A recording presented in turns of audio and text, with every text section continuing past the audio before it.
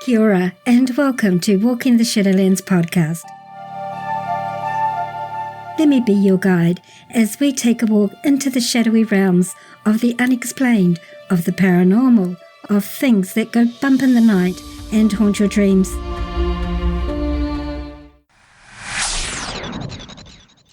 Your hosts? I'm Marianne. Thanks so much for joining us today, tonight, whatever time it is, wherever you're living in this beautiful world of ours. Sit back, relax, and let me be your guide as we walk into the Shadowlands together and see what awaits us there.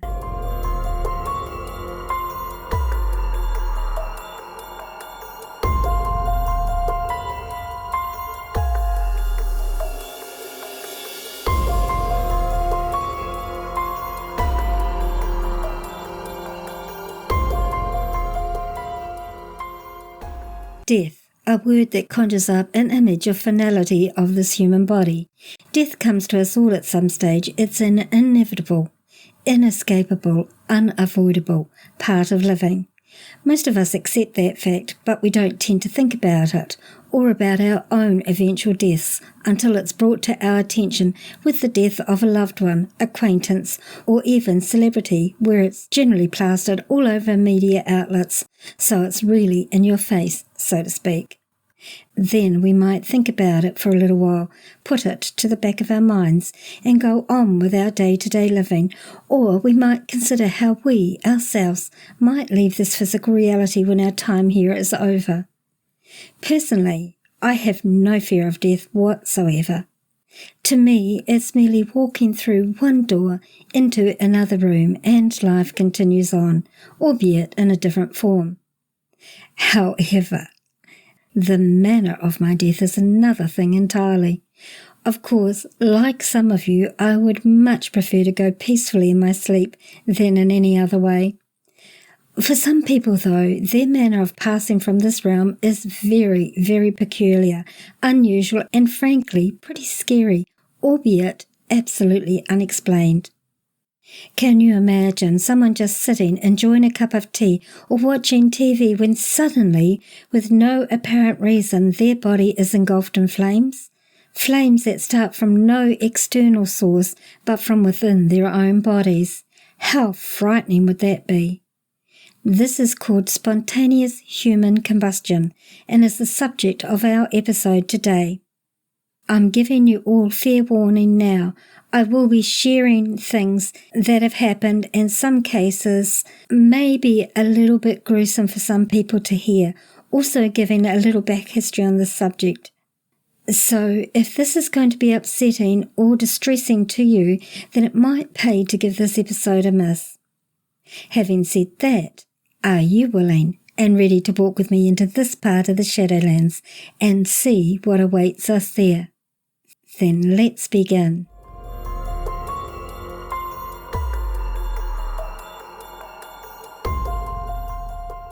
Spontaneous human combustion is a subject that has frankly both fascinated and, if I'm honest, scared me a wee bit since I first read about it in my early teens. This is an episode that I've been wanting to do for some time. When I first thought about starting the creation of this podcast, I made a list of topics I wanted to cover at one time or another. This was number 3 on my list of about 20 or so subjects I thought about for episodes. What is spontaneous human combustion? Well, why don't we start with some definitions of what precisely spontaneous combustion is? The Cambridge English Dictionary gives this definition: a situation in which something suddenly starts to burn without any obvious cause. The Merriam-Webster Dictionary gives this definition: self-ignition of combustible material through chemical action such as oxidation of its constituents. So basically, spontaneous human combustion then is when the human body self-ignites. But can humans spontaneously burst into flames? Can they? In a typical case of spontaneous human combustion, the victim is almost entirely consumed by the fire. Generally, this is in their own home. Often, however, parts of the body such as hands and feet remain intact. The room in which the victim dies usually shows few, if any, signs of a fire. Even if they were sitting on a chair, the person may be fully consumed by the fire, but the chair may only show signs of scorching or only be partly consumed by the fire. How is that even possible? In some cases of spontaneous human combustion occurring, along with the ash remains of the body, there's also an oily residue found at the site, often on the walls or the ceiling. Sometimes also a sweet, sickly smell is noticed in the room where the incident occurred. Usually in these cases there's no evidence to be found of any sort of accelerant that could have caused the fire or of any heat source that could have caused the body to burn. So then, what could have possibly caused this to happen? How could a human being spontaneously burst into flames and then burn almost completely or totally while leaving their surroundings mostly unaffected? How could that happen? And importantly, is there any way of preventing it from occurring? Many people think that spontaneous human combustion is a real occurrence. However, most scientists aren't convinced. Most of them dismiss the idea that humans can catch fire for no reason.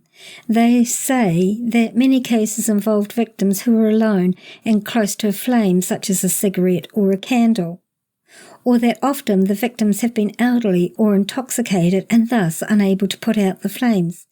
Certainly, these could be valid observations in some, but not in all cases of spontaneous human combustion. From here on in, some of this information might be a bit gruesome for some to hear, so please be aware and continue listening with my caution. So, precisely how could this happen? How could a human body suddenly burst into flames? There's no doubt that bodies can burn. Crematoriums routinely reduce bodies to ashes within a few hours. The mystery of spontaneous human combustion lies in the circumstances under which victims burst into flames. Generally, there's no obvious source of ignition, no open fires nearby that might set a person aflame. Furthermore, the victims are generally cold and not only partly burned on one arm or a leg. Spontaneous human combustion is usually fatal. However, there are the odd exceptions to this, which I'll discuss later. Some claim that burning often seems to begin in the chest or stomach area, leaving the grisly remains of legs and hands intact. It's scientifically known that in order for anything at all to be able to combust, there are 3 things that are required. 1, a source of fuel. 2, an oxidizing agent, which is generally the oxygen in the air. 3, very high heat. Our physical bodies are largely composed of water, in fact 60 to 70% water, and as we all know, water by itself won't burn. So how is this scientifically possible? There are many theories or hypotheses as to how this might occur. Some of the possible explanations that have been put forward are high blood alcohol level, methane in the gut, static electricity, a new and currently undiscovered sort of subatomic particle called a pyroton, although this seemed to me the least plausible. And there are more, which I will go over later in this episode. However, how convincing are any of these? Methane certainly could be a runner. Methane is a flammable gas which is produced by bacterial action in our gut and in a cow's gut. One hypothesis is that the methane in the gut is ignited by the action of enzymes or by a spark from a build-up of static electricity, but no one really knows what causes it to happen, what causes the actual ignition. In nature, there are many examples of spontaneous combustion, such as piles of damp straw or hay, which can suddenly ignite. The bacteria present in the decomposition processes can generate enough heat to cause the gases produced during the fermentation of the hay to cause it to burst into flames. In Hamilton, in the North Island of New Zealand, where I used to live, there are peat fields which can spontaneously burst into flames in the summer. I've seen that for myself many times over the years. Other things also, such as coal dust, piles of compost, and used oily rags. There is a suggestion by some that the fat in the human body could act as a fuel source and that the person's hair or clothing could act the way a wick does in a candle. This is known as the wick effect. A candle is actually a long wick embedded in solid fat, be that beeswax, soy wax, or other sort of wax or fat. When you light the wick, the heat of the burning wick melts some of the fat, which soaks into the wick and starts to burn itself. As further fat melts and soaks into the wick and burns, the candle slowly burns itself completely from the top downwards. Now, think of the body as a candle with an external wick. The fat is located just beneath the skin, where it is stored as subcutaneous fat. The wick is the person's clothing, the external initiating source of heat, perhaps a cigarette or a spark from some sort, splits the skin and melts some of the fat that seeps out and soaks into the clothing and starts to burn. The burning then proceeds just as in a candle. Melted fat continues to soak into the clothing and to burn until the body is completely consumed, burning from the inside out, leaving the surroundings largely intact. Actually, in nature there is precedent for this. I've seen photos of trees that were hit by a bolt of lightning, which is the heat source. The tree then burns from the inside out, only affecting that tree and not the tree's surroundings. On the podcast website, www.walkingtheshadowlands.com, I've included a link to a video showing a tree burning from the inside out after being hit by lightning, not affecting another tree in very close proximity. In August of 1998, the BBC News published an article that stated that scientists had found the cause behind spontaneous human combustion. It talked about the wick effect, which I've already mentioned, and they tested this hypothesis using the body of a dead pig. Quote, using a dead pig wrapped in cloth, they simulated a human body being burned over a long period, and the charred effect was the same as in so-called spontaneous human combustion. End quote. They stated that this explains why the majority of the body, rich in fat, is generally destroyed, whilst some of the areas are left completely untouched, like the hands or the lower limbs. Now we have an idea of what spontaneous human combustion is and how it possibly happens, but not necessarily what triggers it. Although it's hypothesized that the methane is ignited in the gut by enzyme action or by a spark from a buildup of static electricity. Another hypothesis was put forward by a British biologist and author, Brian Ford, who has another theory for the source of the enigmatic blazes. In a condition called ketosis, the human body produces small amounts of the flammable substance acetone. Ford believes that when a person is ill, they may produce enough acetone that a tiny spark, perhaps due to static electricity, could cause the person to catch fire and burn. Mast cell researcher Lawrence Afrin, MD, suggests that a rare condition called mast cell activation syndrome, or MCAS, may be the cause of the phenomenon. In MCAS, mast cells spontaneously release over 200 inflammatory molecules known as mediators, including the substance noradrenaline, norepinephrine. Afrin describes a case report of a man with MCAS who grew ill, whose body appeared to smoke in the presence of several witnesses. Afrin writes that the release of large amounts of norepinephrine, or perhaps another mast cell-derived substance, could turn on a regulatory protein called UCP1 in greater than normal amounts. UCP1 causes adipose oxidization to be released as heat. Adipose tissue, or fat tissue, is a known repository of most cells. Under the right circumstances, a sudden flood of norepinephrine released from adipose mast cells could activate the UCP1 switch and cause heat generalization in excess of 90 degrees Celsius. Once the adipose tissue were ignited, it would, in theory, burn itself out, inclusive of bone marrow. British chemist Dr. John Elmsley suggests that cases of spontaneous human combustion could be the result of an overproduction of a pyrophonic liquid. diphosphane in the gut. He postulates that the self-combustion of diphosphane would also result in the ignition of the hydrogen and methane gases in the gut, which would explain witnessed cases where blue flames were seen to originate from the abdomen, hydrogen burns with a pale blue flame. There's also a rare medical condition called Stevens-Johnson syndrome that in extreme cases may be mistaken for a case of aborted spontaneous combustion. The skin disease, which can be triggered by a toxic reaction to medications, including antibiotics and prescription painkillers, causes the appearance of severe burns and blisters and can be fatal.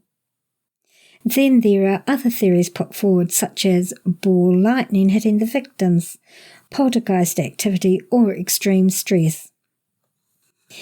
Now, let's have a look at some of the actual over 200 reported and recorded cases of spontaneous human combustion.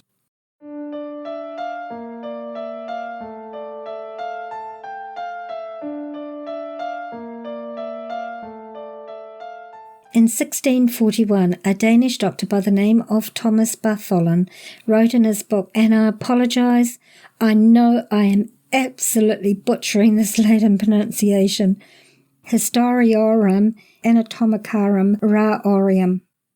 This was a book about strange and rare medical phenomena, and in it he talks about the death of an Italian knight called Paulinus Vorstus. Apparently this knight had been enjoying some wine at home in Milan with his parents when he burped fire and was consumed by the flames and died. He stated that this information was obtained from one of the Vorstus family's direct descendants. On to 1763, when a French man by the name of Jonas Dupont's book, entitled De Incendiis Corporis Humani Spontaneus, wrote about the death on February the 20th in 1725 of an innkeeper by the name of Madame Nicole Millet. This lady, by all accounts, was a heavy drinker, and all that remained of her was her skull, a few bones from her back, and her lower legs. A straw bed near her corpse remained untouched. Her husband was tried for her murder, but was eventually acquitted due to the testimony of a surgeon by the name of Dr. Claude Nicolas Lecat, who was staying at the inn and had been woken by the smell of smoke before Nicole's body was discovered. He convinced the court that her death was an act of God, which was pretty fortunate for her husband. In 1731, an Italian countess, one Cornelia de Bandi, died in a similar way. She was put to bed by her maid after she had just completed one of her favourite wine and camphor baths. All that was found of her in the morning was a pair of unburned legs and a skull sitting on the top of a pile of ashes. The room was covered in soot, but nothing else to suggest that there had been a fire apart from what was left of her body and an empty oil lantern. It appeared that her body was burned so quickly that her torso disintegrated as she stood, and her skull simply dropped onto the ashes below. In 1744, there was yet another similar story that happened to the body of a gin-soaked, pipe-smoking woman by the name of Grace Pett. She was likened to a log of wood consumed by a fire. So here we can see a pattern beginning to emerge. Alcohol was always present and the victim's surroundings were left untouched by the fire, so a theory was given which has persisted, at least in part, till this day, that the combination of human gases and alcohol had caused these victims to spontaneously combust. Actually, this phenomenon was so well known that it was written about quite often in literature over the years. Charles Dickens killed off an alcoholic shopkeeper by the name of Crook by spontaneous human combustion in his 1853 novel Bleak House. Charles described the haunting scene like this: "Here is a small burnt patch of flooring. Here is the tinder form from a little bundle of burnt paper, but not so light as usual, seeming to be steeped in something. And here is it the cinder of a small charmed and broken log of wood sprinkled with bright ashes? Or is it coal? Oh, horror! He is here." The subject was also featured in 3 different books written by Nikolai Gogol, and this phenomenon has also appeared in movies and on TV shows like The X-Files. Then on to the 20th century, when we began to have photographic evidence of victims of spontaneous human combustion. Many gruesome black and white shots showing remaining ashes and limbs actually made the headlines, with a few famous cases. For those interested, I have added some of these photos to this episode's page on the podcast website www.walkingtheshadowlands.com. They are hard to look at, so please be aware of this if you choose to check them out. In 1938, in Chelmsford, England, in a ballroom, a woman by the name of Maybelle Andrews was standing at the top of the ballroom stairs when, in front of her horrified fiancé and a room full of witnesses, a flame erupted from her and then completely engulfed her, with no apparent source of fire in the room.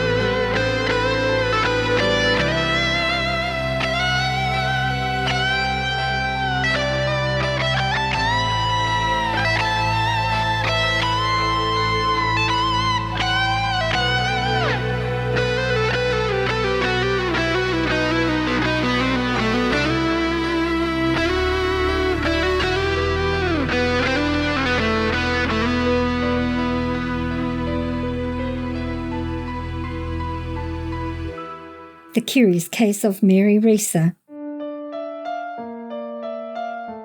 On the 2nd of July, 1951, in St. Petersburg, Florida, Mary Hardy Reeser was visited by her son David Reeser in the evening in her apartment.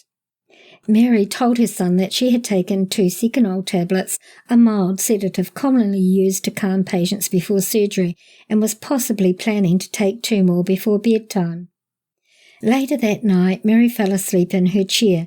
The next morning, Mary's landlady reported smelling smoke at around 5 a.m., but it wasn't until 8 a.m. when the landlady was on her way to deliver a telegram to Mary that she noted smelling smoke again. She discovered soot in the hallway which led to Mary Reeser's apartment, and when she went to open the door, the handle was too hot to touch. She then asked some neighbours to help her get into the apartment, where she found the cremated remains of Mary Reeser, whose skull had reportedly shrunken to the size of a cup. Parts of her spine also remained, but most disturbingly was her foot completely untouched, still in her black satin slipper.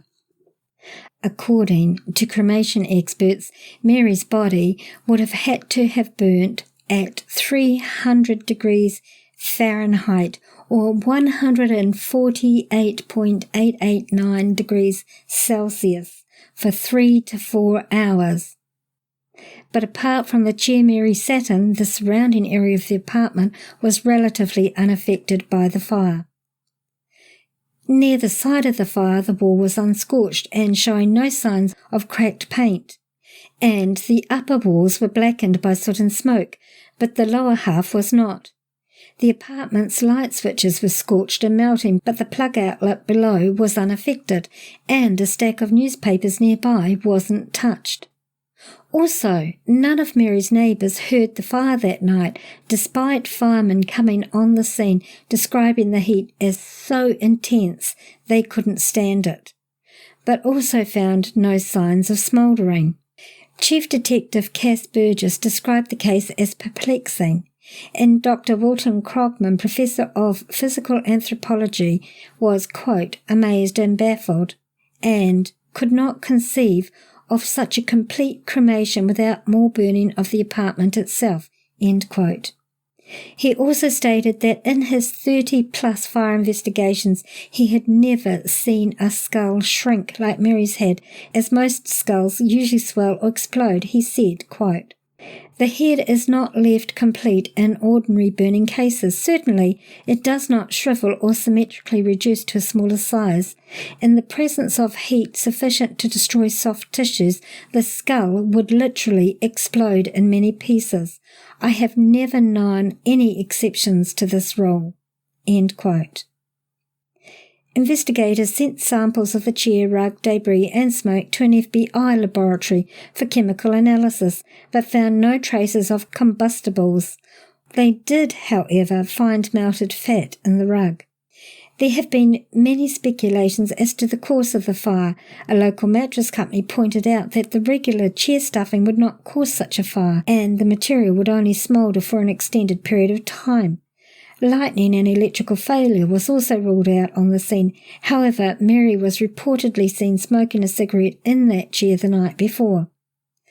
According to the FBI and the police, the fire was most likely started by Mary falling asleep whilst smoking a cigarette, which possibly led to her lighting her nightgown on fire. The FBI has said that once the body became ignited, almost complete destruction occurred from its own fatty tissues. December the 5th, 1966, the death of Dr. John Irving Bentley. This was the case I first read where I came across spontaneous human combustion back in my early teens. It both repelled, horrified, and fascinated me, and what created my interest in this subject, feelings that remain to this day. On the morning of December the 5th, a meter reader named Don Coswell let himself into Dr. Bentley's home to read the meter, as he was allowed to do, owing to Dr. Bentley's infirmity. While in the basement, Cosnell noticed, quote, "a sweet smell like starting up a new oil-burning central heating system," end quote, and a light blue smoke. Investigating the area, he found a pile of ashes on the ground, then moved upstairs to find Dr. Bentley's cremated remains in his bathroom, only his slippered foot and portion of his leg remaining untouched. The fire from his body burnt a hole in the linoleum floor, dropping the pile of ashes Cosnell discovered, and the hole created a stack effect, a process of ventilation of cooler air resulting in a hotter, longer burning flame, which would explain the total destruction of Dr. Bentley's body while his leg, furthest from the hole in the floor, was relatively untouched. On September the 15th, 1982, a mentally handicapped woman named Jenny Saffin was sitting with her elderly father and family having dinner at the kitchen table in Edmonton, northern London, when a blue flame apparently emerged from her body. To her family's horror, her upper body suddenly became engulfed in the flames. Her brother-in-law, Don Carroll, said the flame shot from her stomach as she sat at the kitchen table. She was roaring like a dragon, he said. The kitchen wasn't damaged, but her cardigan melted. The inquest never sorted it out, but I know what I saw. The stove appeared to be unlit, and no smoke or fire damage could be found anywhere else in the room. Even the wooden chair that she was sitting on at the time was spared. Mr. Saffin and his son-in-law, Donald Carroll, managed to put out the blaze, but Jenny died 8 days later of her third-degree burns. Her father had severe burns to his hands from trying to put out the flames on his daughter. Investigators at the scene could not find any evidence to the contrary of what Jenny's father had said.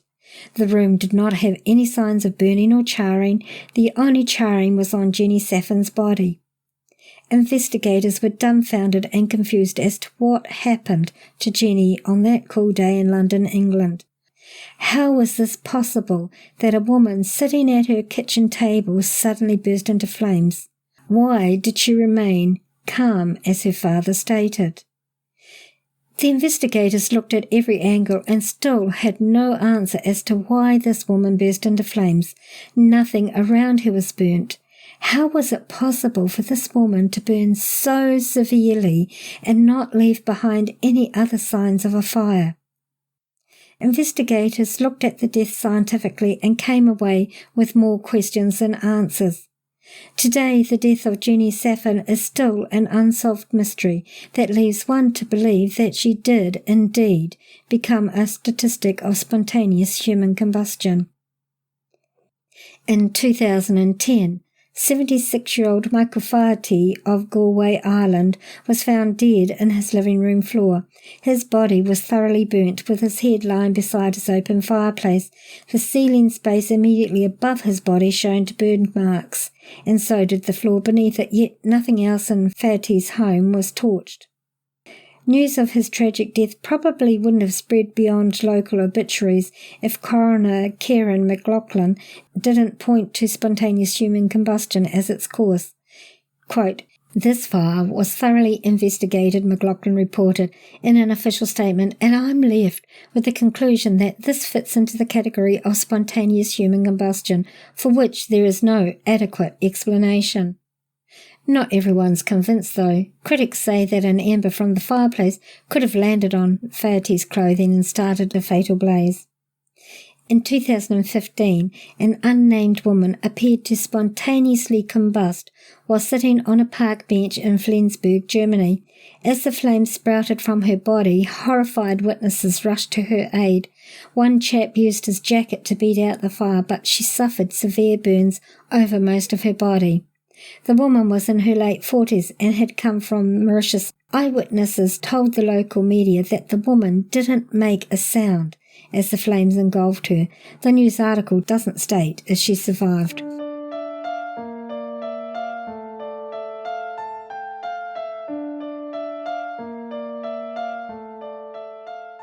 As I mentioned earlier in this episode, not all cases of spontaneous human combustion are fatal.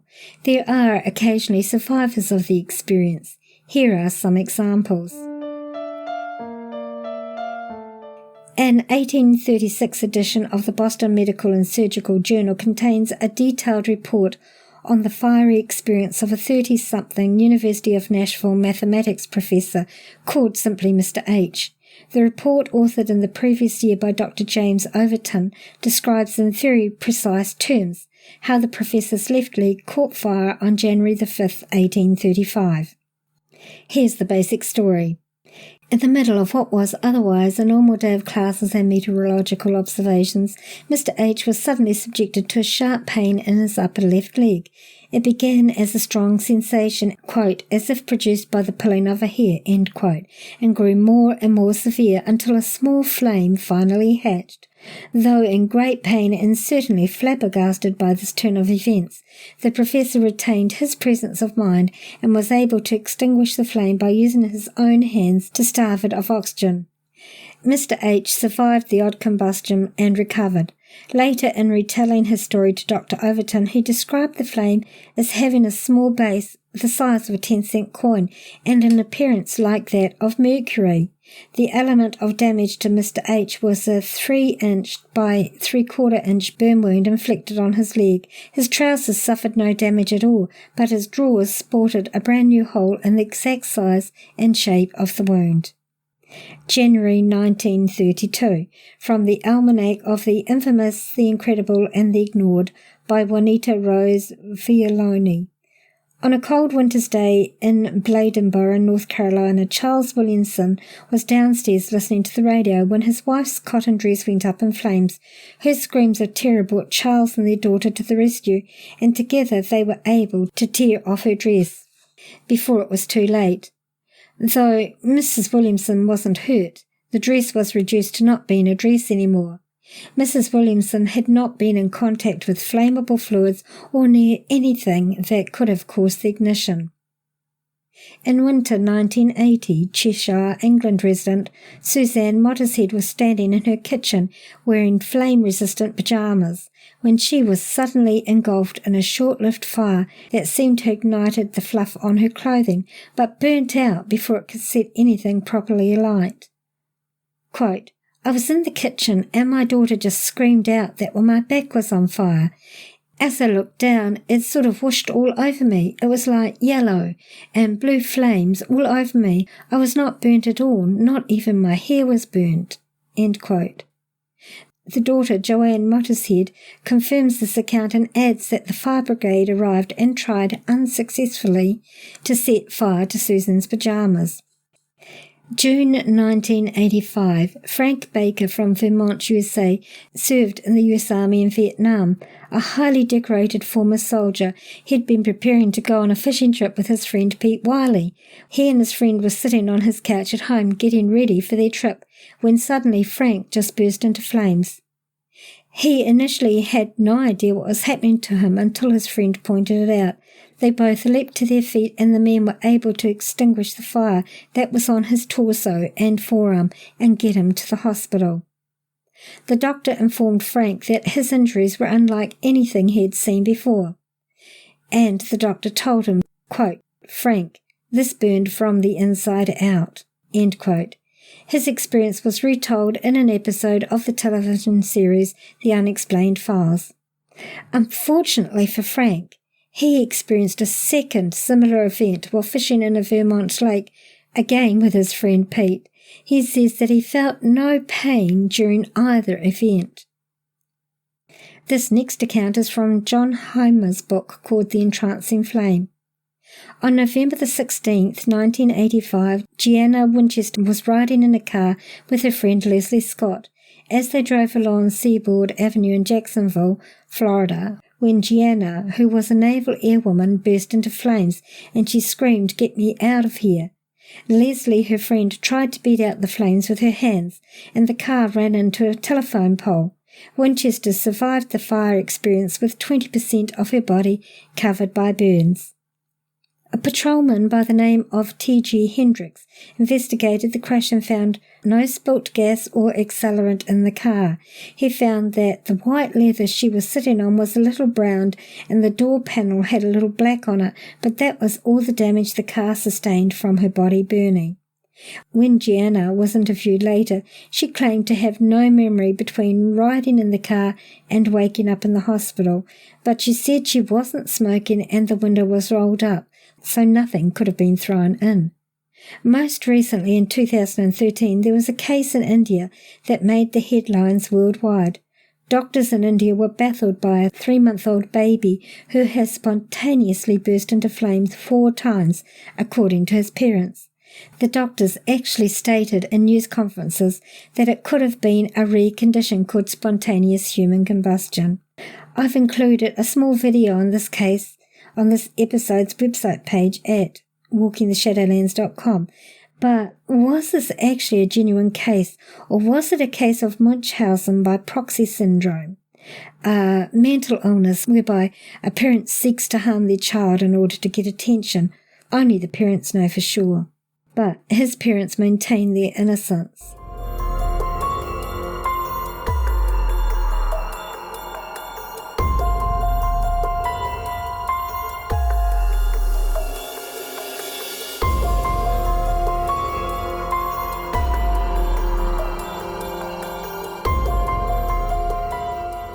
This is a subject that creates numerous feelings in people, not the least for some, myself included.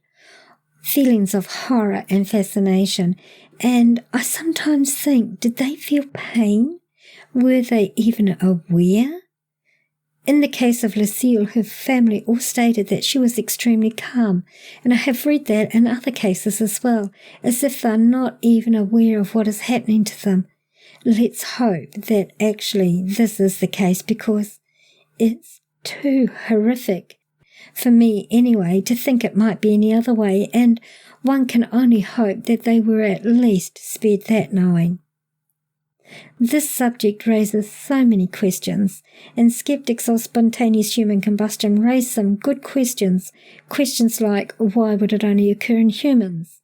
Why wouldn't it happen to cows or dogs or other animals as suddenly and randomly as it does with humans, suddenly bursting into balls of flame? Even with this phenomenon being so incredibly rare, with the billions of us and animals on the planet, then shouldn't we be seeing more of them more often than we do?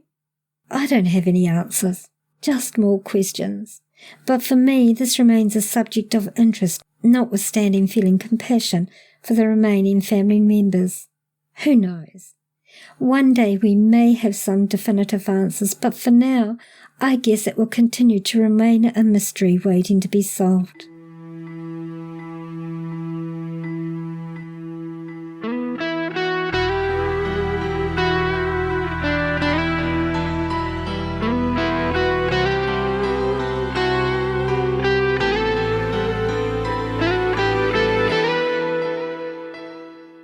Our musical bumper today is called Shiro by Ozens at Ita, copyright 2017, licensed under Creative Commons. For more information, check out this episode's website page on our website at www.walkingtheshadowlands.com. If you have any suggestions for topics you might like me to cover in upcoming episodes, then please don't hesitate to contact me, or if any of you have any questions, suggestions, or any comments that you'd like to make, or experiences that you might like to share with myself or my audience, then just email me at shadowlands@yahoo.com. It does cost me to produce this podcast from the platform that I use to record guests to the hosting and upkeep of the website. So if you like this show, then please consider supporting it on patreon.com. You can check out the link on our website, check out our Facebook page, Walking the Shadowlands, our Instagram feed of the same name, and our Twitter feed at Shadowlands10. Like and follow for hints on our upcoming episodes. And if you enjoyed this episode, then please leave a positive rating and don't be shy to leave a written review on your chosen podcasting platform or on the podcast Facebook page, Walking the Shadowlands. Who knows? You may hear your review read out at the end of one of these podcasts. And of course, so you don't miss out on any episode, make sure you subscribe on your favorite podcasting platform. This podcast is available on all free podcasting platforms and also from iHeartRadio as well. If you don't have a smartphone, then you can listen to the episodes from the podcast website, www.walkingtheshadowlands.com. For those hearing impaired, there's a full written transcript of each episode on the website, so you don't miss out at all.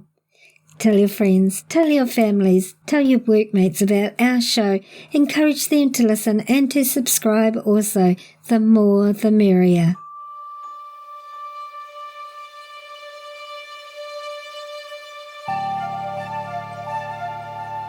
Thank you so much for listening today, tonight, whatever time it is, wherever you're living in this beautiful world of ours.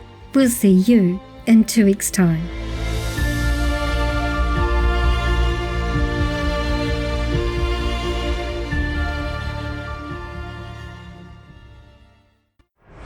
Thanks for listening.